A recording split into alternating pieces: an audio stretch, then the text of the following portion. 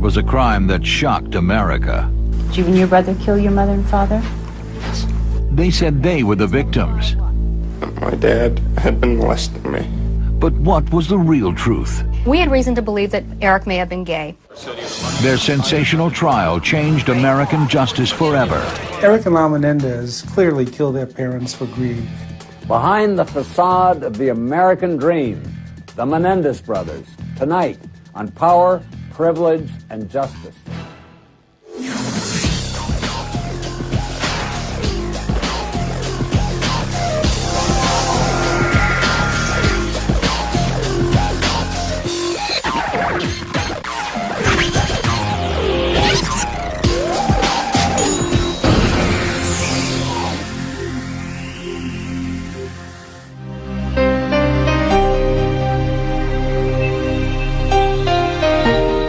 Jose Menendez seemed to have it all. A spectacular mansion in Beverly Hills, a glamorous job in the entertainment industry, and a beautiful family. They were good looking. I mean, Kitty Menendez was a beauty queen.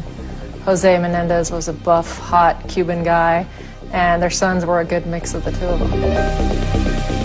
They had money, they had power, they lived in a beautiful place, and they had a very promising future. But on the evening of August 20th, 1989, everything Jose Menendez had achieved was about to come to a brutal and sudden end. At 10 o'clock, Jose and Kitty were just settling down in their TV room with a bowl of ice cream when their two sons burst in. Lyle and Erik fired 13 shotgun blasts into them. 1.5 hours later, the boys returned to the house at 722 North Elm Drive and called the police to report that their parents had been murdered. The scene shocked even veteran police detectives. It looked like a war zone. I mean, it was one of the worst crime scenes that I'd ever seen. You would never expect a crime like this in Beverly Hills. I mean, it just doesn't happen. I think they have one murder a year. I used to live a few blocks away from 722 North Elm Drive. The Menendez house was big and beautiful on the outside, but inside there was nothing but despair, fear, and greed, and the hatred that leads to murder. The murder of Jose and Kitty Menendez was so violent that at first police thought it might be the work of professional criminals, the mafia or Colombian drug dealers. But gradually, suspicions focused on the two privileged boys at the center of the crime and the dark secrets of the Menendez family. Jose Menendez was born into the elite world of Havana high society. The Menendez family was socially prominent. They were known for their good looks, their athletic gifts, and their brilliance at business. Jose grew up confident that to be a Menendez was to be the best. There was a drive for excellence and a need to achieve, a sense of entitlement, privilege. But in 1960, that world of privilege disappeared almost overnight. Revolution was sweeping Cuba, and Jose was sent to live with an aunt in the small town of Hazleton, Pennsylvania. He came over at the age of 15 years old, and an immigrant, and he just said, "I'm going to make it." Young Jose was determined to regain what he had lost. A star swimmer in high school, Jose went to Southern Illinois University on an athletic scholarship. There he met a quiet, attractive girl named Mary Louise Anderson, known to her friends as Kitty. She was a straight A student and a beauty pageant winner. She was just what Jose was looking for.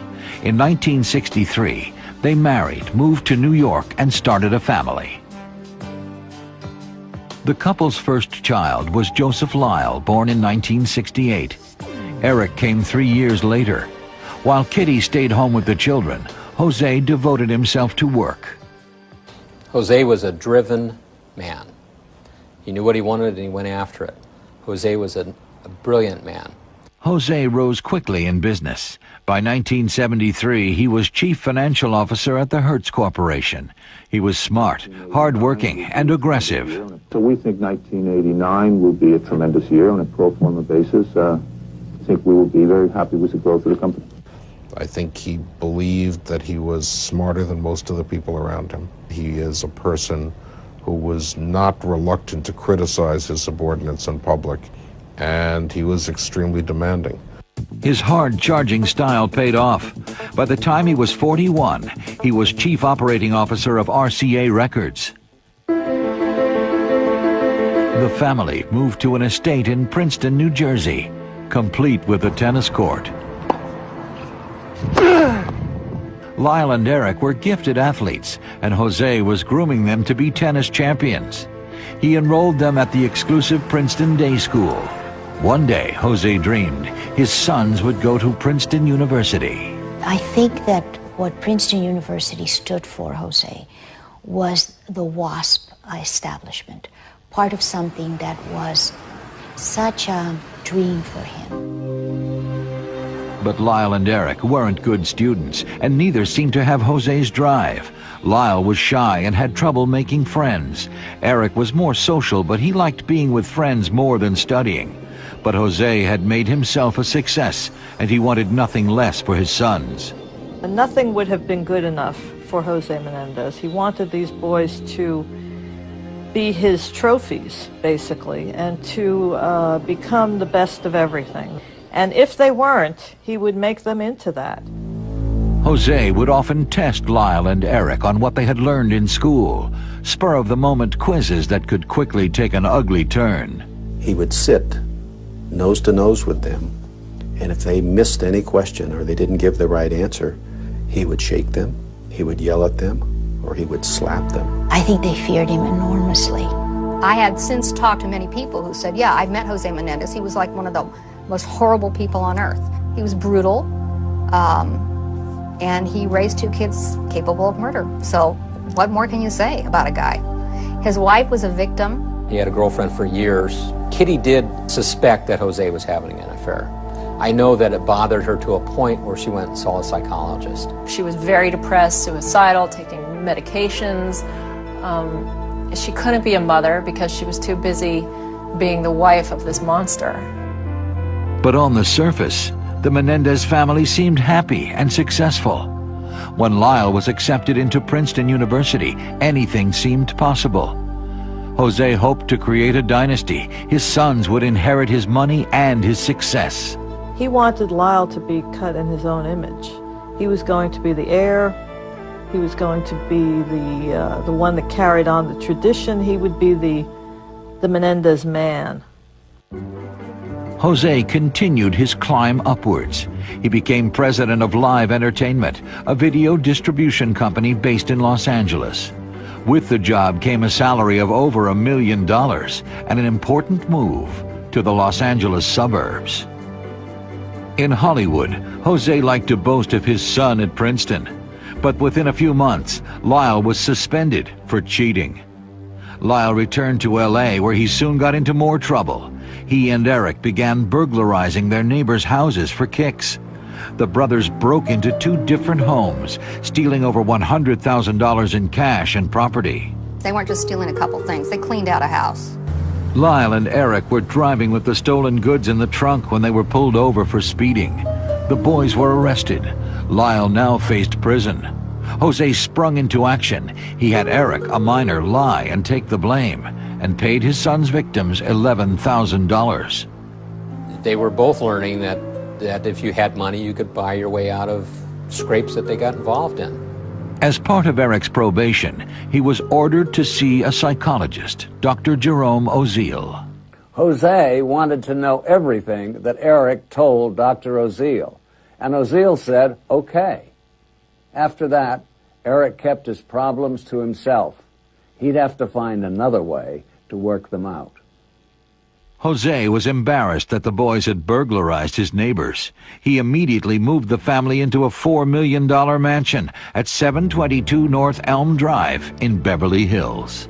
The children, in their each individual way, they were both great disappointments to Mr. Menendez, to Jose. I think that Lyle was too shy, too withdrawn, and Erik was a bit effeminate. They just didn't fit the mold or the image that Joe had for what they should become. Jose was finally being forced to admit that Lyle and Erik were never going to be what he wanted. Jose decided to rewrite his will and cut the boys out of his $14 million estate. It was a fateful decision.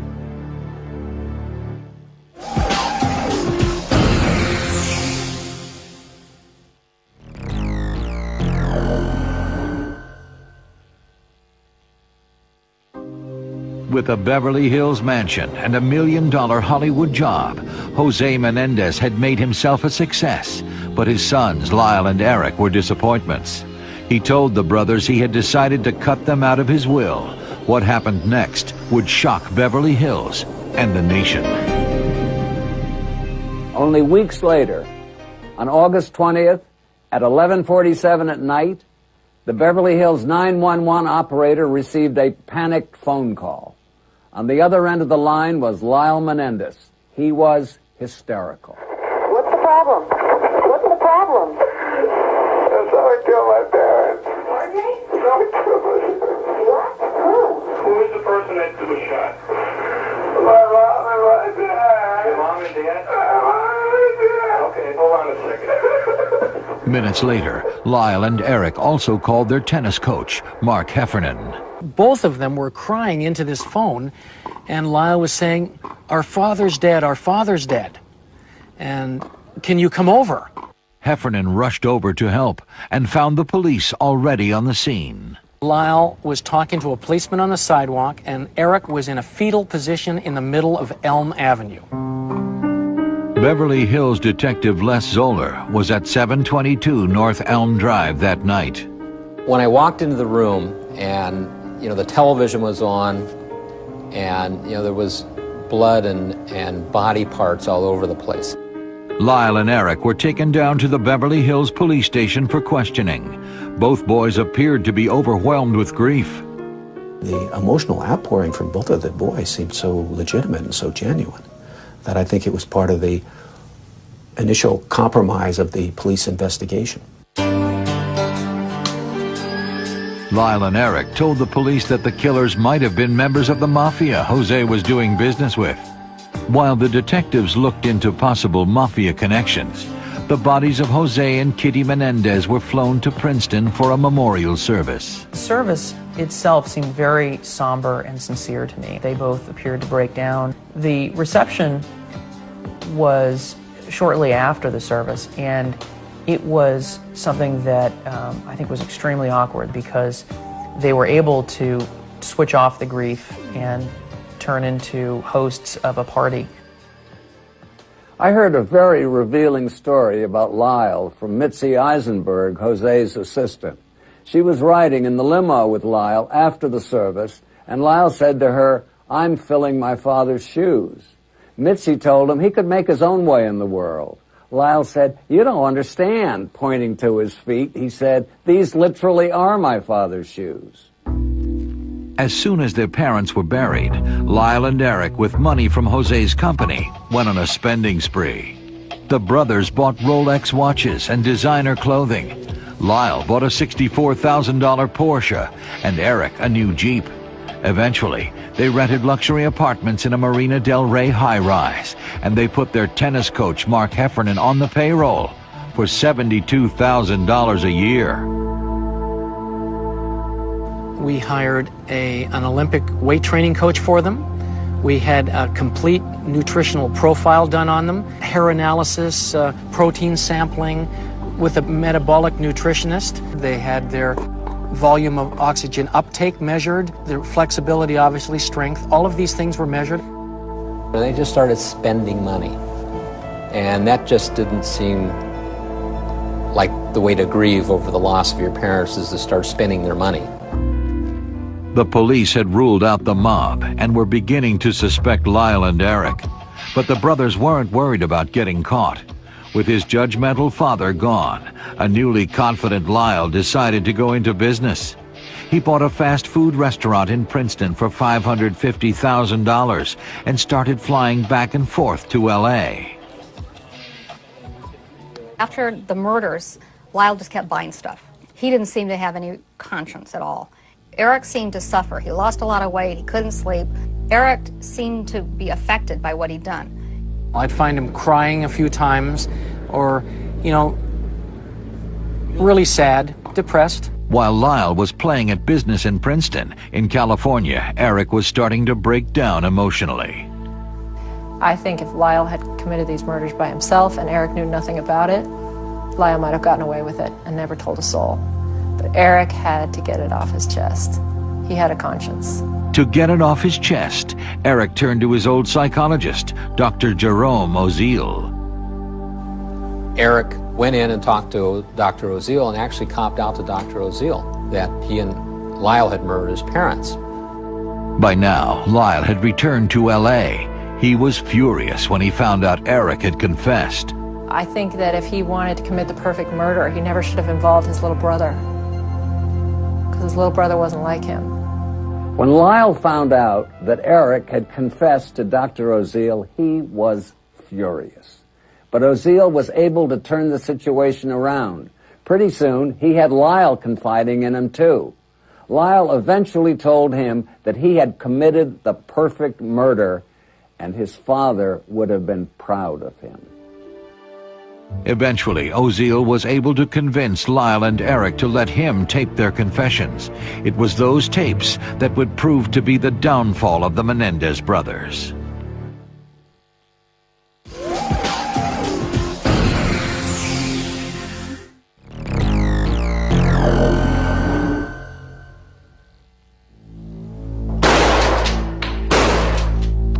Lyle and Erik Menéndez thought they had committed the perfect crime when they killed their parents. But within months, the brothers had confessed to psychologist Jerome Oziel. Who cares if it's perfect if you can't brag about it? And once you brag about it, it's no longer the perfect murder. But the police learned about the tapes and got them from Oziel. And once they heard them, there was no doubt who had killed Jose and Kitty. On March 8, 1990, arrest warrants were issued for Lyle and Erik Menéndez. Lyle was arrested outside his parents' Beverly Hills mansion. Erik was at a tennis tournament in Israel with his coach. We got a call at 6 in the morning from Lyle's attorney saying, "You have to get on an LL flight immediately and get home." But Erik and Heffernan did not fly straight back to Los Angeles. They went to London instead. But we spent just a couple of days together there trying to calm him for pending jail. We did a lot of walking, saw a little bit of the city. We went to some nice restaurants.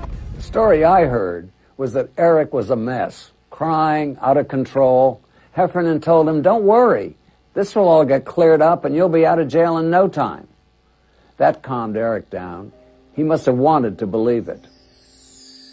3 days later, Erik returned to Los Angeles and was arrested at the airport for first-degree murder. Lyle and Erik now had to make the most important purchase of their lives, a defense. Jill Lansing agreed to represent Lyle. The brothers' family wanted Leslie Abramson to defend Erik. They went to Leslie Abramson, who said, "I will take this case, but I want $1 million on the table before I take it." Carlos Baralt said, "But we don't have $1 million in cash in that estate." She said, "Well, you better get it, because if you don't, these kids will fry." On March 26, 1990, the Menendez brothers appeared in court to answer charges of murder in the first degree. The first appearance of the brothers was in Beverly Hills Municipal Court. Mr. Erik Galen Menendez, do you understand the charges against you? I understand both of them, Your Honor. Thank you. Mr. Joseph Lyle Menendez, do you understand the charges against you? Yes. It was almost like a joke to them. For the next 3 years, while Lyle and Erik were in jail, their lawyers tried to keep the confession tapes out. When the tapes were ruled admissible, the defense immediately changed its plea to guilty. Now, Lyle and Erik admitted they killed their parents, but they claimed it was self-defense. We have evidence that will prove that they were experiencing fear, that they were in imminent danger of death or great bodily injury at the hands of their parents.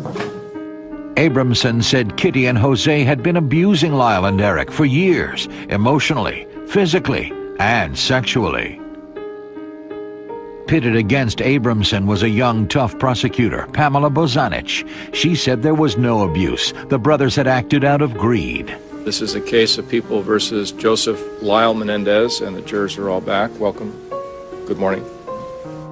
Judge Stanley Weisberg decided there would be a separate jury for each brother, but the cases would be tried together.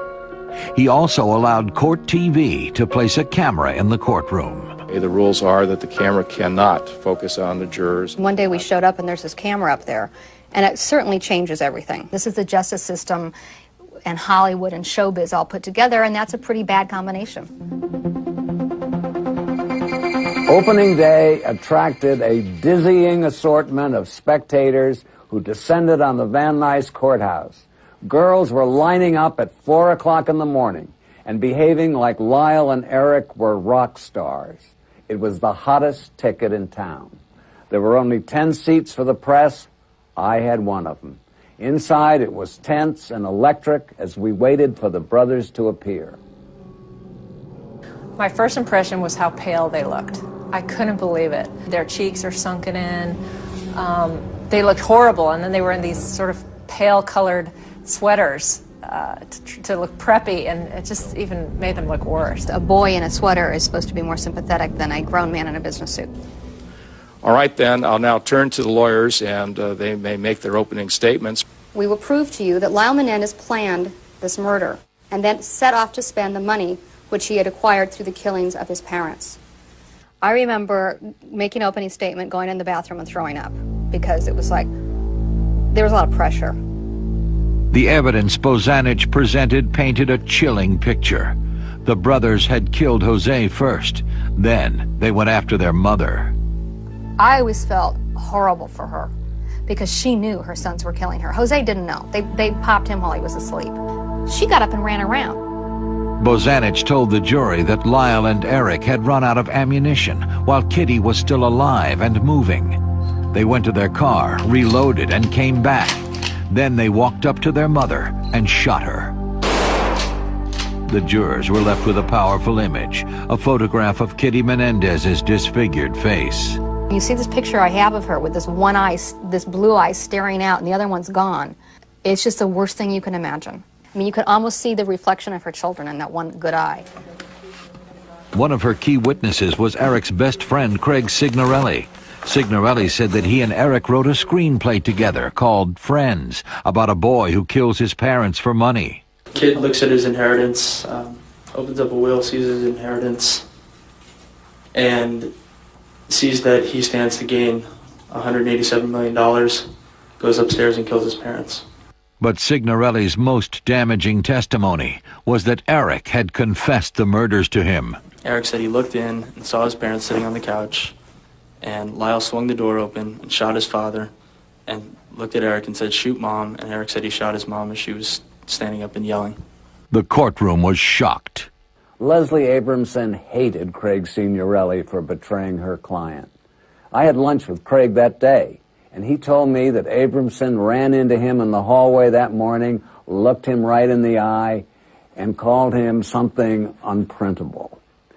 When she got him on cross-examination, she ripped into him. I take it, Mr. Signorelli, that you're no wallflower either. Is that right? No. In fact, you got dressed up today to be on camera, didn't you? No, I got dressed up because... I'm sorry. Can I answer that? Yeah, objection's overruled. Thank you. I got dressed up because I'm in a courtroom and this is my future. Didn't you guys play mind games with each other all the time? Yes. It was an aspect of your friendship, wasn't it? That's why I said it could have happened to the police. Because I wasn't sure at the time if what he was telling me the truth, and I did not want to be the one to turn him in. So you didn't know if he was playing a mind game or not? That's correct. Abramson had cut down the prosecution's key witness. Next, she would put Lyle and Erik themselves on the stand. Their testimony would rock the courtroom.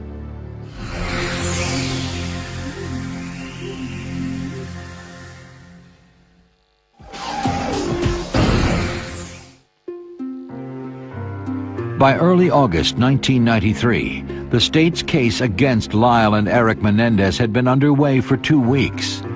Prosecutor Bozanich's star witness, Dr. Jerome Oziel, the psychologist who taped the brothers' confessions, took the stand. Dr. L. Jerome Oziel. Bozanich believed that his testimony would show that the murder had been a thought-out plan. Erik felt a need to commit the murder relatively quickly. Lyle wanted to take some time to plan it out more effectively, to make sure that it was as perfect as could be. And Erik just didn't feel that he could do that. The key to the case was motive. According to Oziel, the brothers were lying when they said they were afraid of their parents. They really didn't kill their parents for money, but out of the hatred that they had, in particular towards their father. Did you ask them why they killed their mother? Yes, I did. And what was the explanation given to you? That the mother was a witness. Yes, he did. Bozanich seemed to have won at least a partial victory with Oziel's testimony, but the doctor turned out to be a tainted witness because he had been having an affair with a patient of his, Judalon Smith. Oziel asked his mistress, Judalon Smith, to eavesdrop outside his office door while he talked to the brothers. She heard Lyle threaten to kill him if he revealed their secret. Judalon told me, "I never thought I believed in evil, but when I heard those boys speak, I did." I don't recall the exact date. Did your acquaintanceship with her begin with a telephone call from her? Leslie Abramson went after Oziel's credibility. How long after you met her at her apartment did you start having sex with her? I don't recall that. Did you ever give her drugs? Absolutely not. She sued you claiming that, didn't she? She claimed it. He was probably one of the most disturbed people in the room when he was, he was a nightmare. After nearly 4 weeks and dozens of witnesses, Bozanich rested her case. Many observers thought the trial so far had been a soap opera. All right, well, we didn't forget you. It was about to become a circus. I'm going to object. The most entertaining show on television, and the star performer would be Leslie Abramson. Leslie Abramson, who in private conversations uses the F word a lot, is best described by a number of other F words: flamboyant, feisty, formidable, and occasionally very funny. Personally, I would rather walk through fire than be cross-examined by her. Abramson was outspoken with the press. If it was a last-ditch effort, I knew about it 3.5 years ago. Aggressive in the courtroom. Now, if everybody wants to blame me, fine, I'm guilty. And motherly with her clients.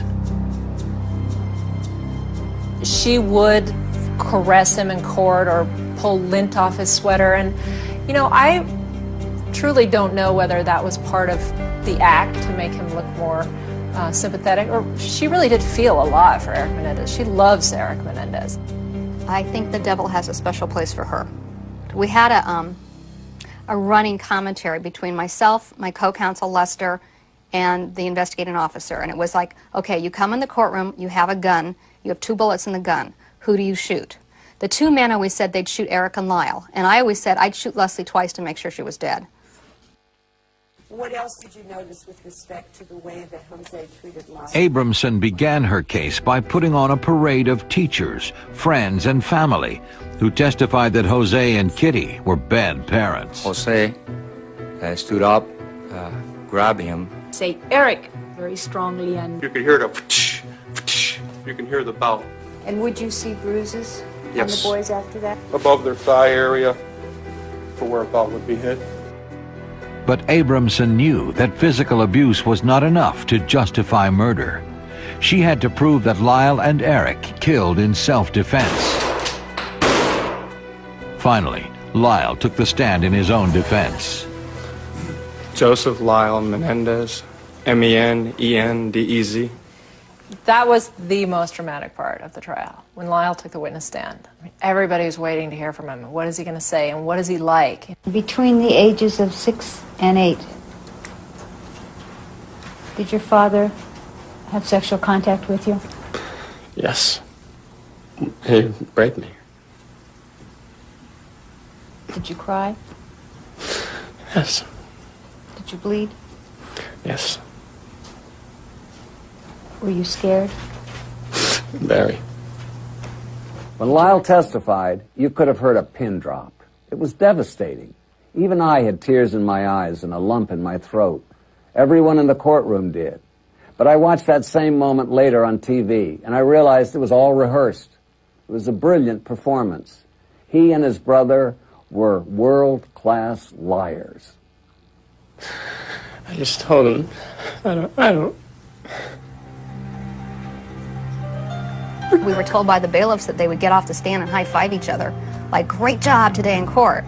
Lyle's testimony changed the tone of the trial. The jury seemed to believe him, and there was little Bozanic could do.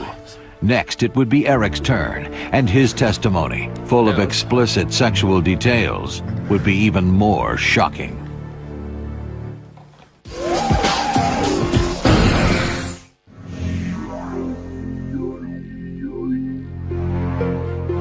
The trial of Lyle and Erik Menéndez was in its second month. Millions watched as Lyle described how his father had sexually abused him, and millions had sympathized. Prosecutor Pam Bozanic would have an uphill battle now. On the stand, Lyle said that 5 days before the murder, he had had an argument with his mother. And she reached and she grabbed my hairpiece. And she just ripped it off. According to Lyle, Erik had never known about the hairpiece. I've seen a lot of hairpieces. You do in Beverly Hills. And I have to say, Lyle Menendez's toupee was a masterpiece. I had no idea he was wearing one, but I'm sure Erik did. Those two were very close. They did everything together. But Erik never knew Lyle wore a rug? I mean, come on. Give me a break. Lyle told Erik he was humiliated that his secret was out, so Erik revealed his own humiliating secret. Jose was still molesting him. Lyle claimed he told Jose to stop molesting Erik, or he'd tell the police and the family. He said his father's response scared him. He said, "We all make choices in life, son. Erik made his, you've made yours." Lyle's testimony had changed the course of the trial. Now it was his brother's turn. Erik Galen Menéndez, M-E-N-E-N-D-E-Z. Now, did something happen? Under Abramson's sympathetic questioning, Erik painted a picture of long-term, severe sexual abuse. How long did that go on? 12 years. How did you feel at 18 about the fact that your father was having sex with you? I hated it. I hated it. I hated it. The details Erik offered shocked the courtroom. And did you come over the years to give those different kinds of sexual incidents names? Yes. And would you tell us what were the names that you gave for those different types of incidents? Knees. Nice sex. Nice sex. Rough sex. Rough sex. Just sex. Call that sex. Yes. We had reason to believe that Erik may have been gay, and we had actual physical evidence of it. And the reason we wanted to put it in is that, first of all, it's why Jose was upset, and it would explain how he could talk about sex with a man so well. The prosecution argued that Erik's homosexuality was the key to the crime. They said that Jose had found out and that Erik was afraid he would lose his inheritance. I assumed that since Lyle was the older brother and had been groomed to be the head of the family, that he was the brains behind it. And after cross-examining him and seeing Erik cross-examined, I figured out that Erik was the brains. That Erik was smarter than Lyle. He was the person who had caused everything to happen. Ann Wolbert. John Neil Briere, B as in boy, Rape R. and sexual assault. To convince the jury that Lyle and Erik had been telling the truth about the sexual abuse, their lawyers called a string of experts. Children The experts that were called into this case were national authorities. They were widely regarded in the mental health community. Now, what was isolating about the This sexual is assault? our secret. It was the enmeshed incest family secret. I thought most of them were pretty much prostitutes, but that's what experts do. Did Erik The prosecution put on no sex abuse experts. They couldn't afford to pay them. I was basically told to do the trial on the cheap. There was no money. It's just that the defense, had all this money to put into exhibits and experts. So it was pretty overwhelming, basically. What had started out as the trial of two brothers who had murdered their parents had become a national debate on whether Jose Menendez had abused his sons. I think that the prosecution was a little taken by surprise at the effectiveness of the defense. It was the prosecution's opinion that, is so far-fetched that they didn't even dispute it. And I think that was an error. I remember by November thinking, this jury's going to hang. We've lost our momentum.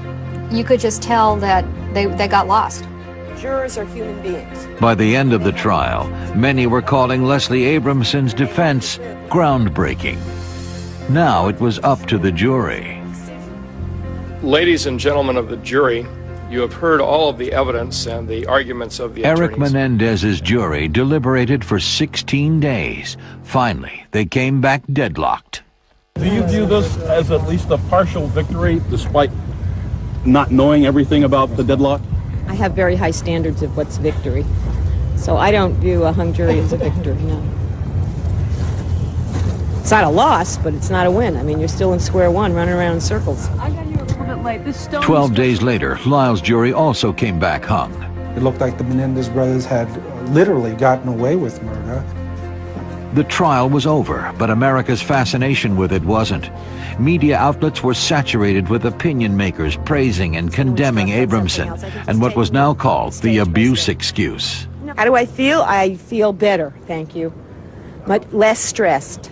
On the media circuit, there was no one more visible or vocal than Leslie Abramson, who continued her march to glory and national recognition. For a while, she was everywhere.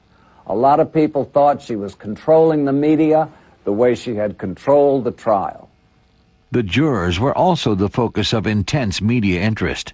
Abramson took 4 of Erik's jurors under her wing, helping to book them on different TV shows and giving them access to Erik in jail. After the trial, she had all the women who voted in her favor from the jury over to her house for dinner. And apparently they had a conversation with Erik on the phone that night from jail. After 3.5 years, Lyle and Erik Menéndez had battled the law to what looked like a standstill. But nothing in their privileged backgrounds would prepare them for what would happen next. The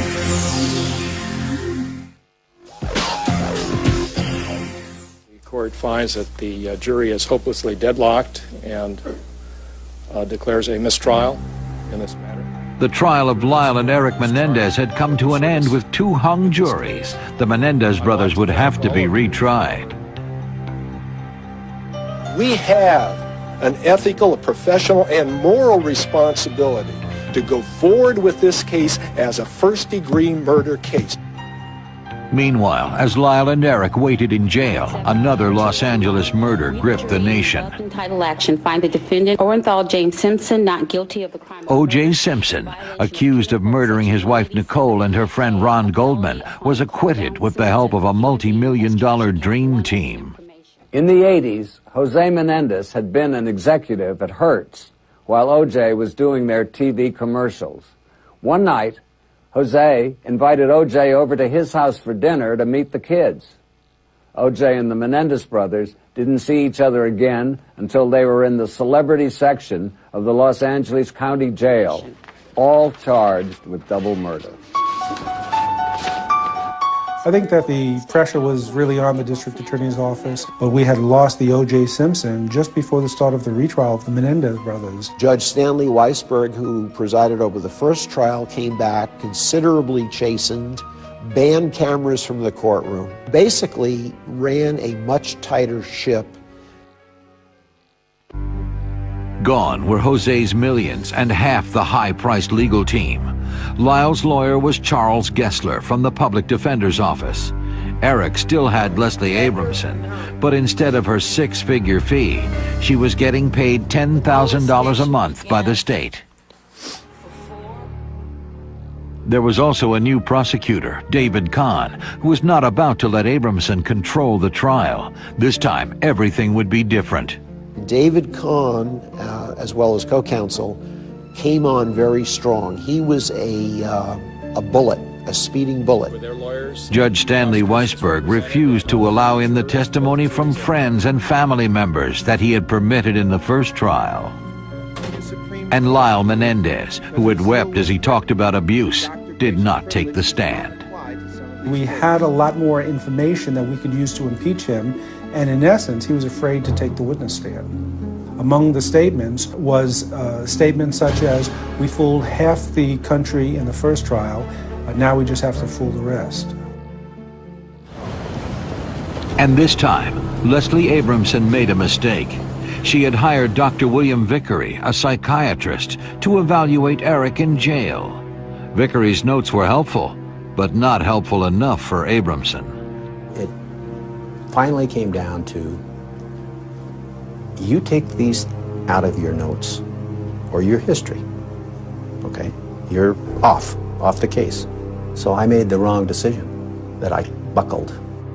Vickery edited his notes, creating a second version. At the trial, a clerical error resulted in the unedited notes landing in the prosecution's hands. It was during cross-examination that I questioned Dr. Vickery about a difference in his notes and my notes, thinking that there was some rational explanation, only to learn that we were working with two different sets of notes.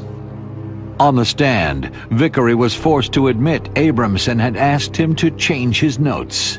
I think the courtroom was shocked, the jury was shocked, the judge was shocked, and we were certainly shocked. That hurt Leslie Abramson's credibility so much that she couldn't give her closing argument.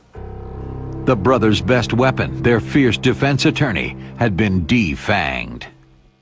In 1996, almost 7 years after they killed their parents, Lyle and Erik were convicted of first-degree murder and sentenced to life in prison without parole. Lyle and Erik were sent to separate prisons. Both brothers continued to receive hundreds of letters from women who felt sorry for them because they'd been abused. Less than a year after his conviction, Lyle married pen pal Anna Erickson in prison. The marriage was short-lived. I heard that they got divorced because he was cheating on her by writing love letters to another woman, and the guards found out and sent the letters to the other woman to Anna, so she divorced him. The brothers have no contact with each other, and Lyle is said to be bitter. Dr. Vickery, the psychiatrist who always believed Erik had been abused, still visits him twice a year in prison. He said that he felt better than he had in years because it was the first time in his life that he could remember he didn't have to worry about somebody coming into his room at night, beating him up and raping him. According to Vickery, Erik has not only adjusted to life in prison, but is doing well. He has thrived incarcerated. In June 1999, Erik married his pen pal, Tammy Ruth Sackerman, in a prison ceremony. He's got a very stable marriage where he has this woman that loves him and lives nearby and visits him all the time. And Erik Menéndez now expresses remorse. He said he felt he had made a terrible mistake. And I said, what was the mistake? And he said, I should have killed myself, not my parents. We would not be doing a story about Jose Menendez now if he were still alive. His ultimate reward for being Mr. Big Shot and Mr. Success and having everything his way and doing whatever he wanted, whenever he wanted it, he wound up, the king, being killed by the prince, the two princes. We think that, you know, if we had all the things that the Menendez family had, we would be perfect. And I think that everything that we see as we ride through the streets of Beverly Hills is not as beautiful and manicured as we think it is. Lyle and Erik Menéndez had a terrible childhood, but they also had a choice. They could have walked away. They didn't because they weren't willing to give up the money, and so they'll spend the rest of their lives in prison. That's where they belong. For Court TV, I'm Dominick Dunne.